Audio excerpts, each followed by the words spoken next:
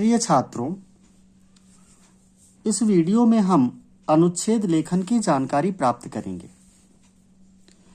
CBSE ने इस वर्ष कक्षा 10वीं के हिंदी के पाठ्यक्रम में निबंध के स्थान पर अनुच्छेद लेखन को शामिल किया है, जो परीक्षा में 5 अंकों का पूछा जाएगा। आप इस वीडियो को अच्छी तरह सुनकर और देखकर अधिकतम अंक प्राप्त कर सकते हैं। छात्रों, अनुच्छेद में हम अपनी बात को किसी विषय या घटना पर व्यक्त करते हैं।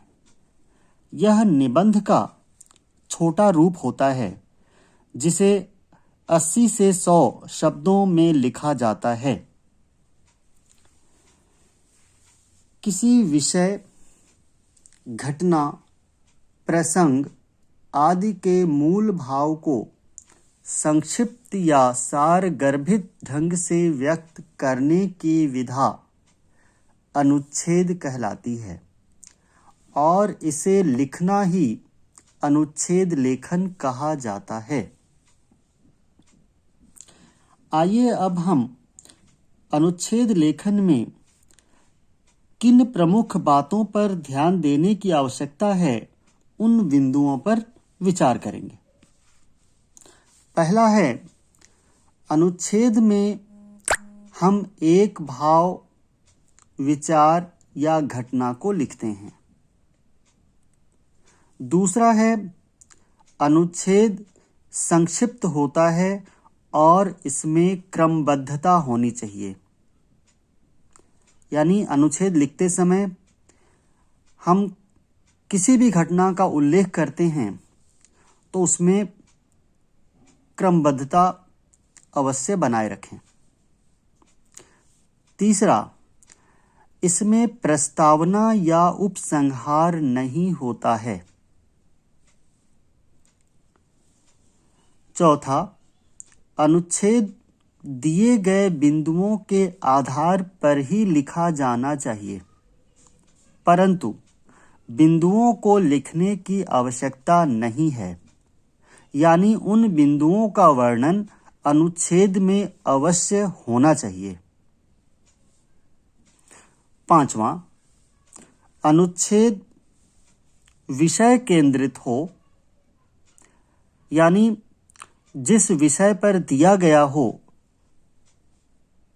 उसी विषय का ही उल्लेख हो और इसमें कम शब्दों में अपनी बात को व्यक्त करना चाहिए। छठा, अनुच्छेद में अनावश्यक बातें न लिखें तथा एक ही बात को बार बार न लिखा जाए। पहली पंक्ति से ही विषय पर लिखना आरंभ करना चाहिए। जो भी विषय दिया गया है उसे हम आरंभ से ही, पहली पंक्ति से ही लिखना आरंभ करेंगे। आठवां है, परीक्षा में लगभग 10 से 12 पंक्तियों में आप अपनी बात को पूर्ण करें। यानी सामान्यतः 10 से 12 पंक्तियों में आपकी जो शब्द सीमा दी गई है 80 से 100 शब्द, वो पूरा हो जाएगा। 9वां है, भाषा सरल, स्पष्ट और प्रभावशाली होनी चाहिए। 10वां, वर्तनी की अशुद्धियों के साथ साथ शब्द सीमा का भी अवश्य ध्यान रखें। यानी जो शब्द सीमा दी गई है उस पर अवश्य ध्यान दें। यानी कम भी ना हो, भले ही 2-4 शब्द अधिक हो जाएं तो वह अच्छी बात होगी। धन्यवाद।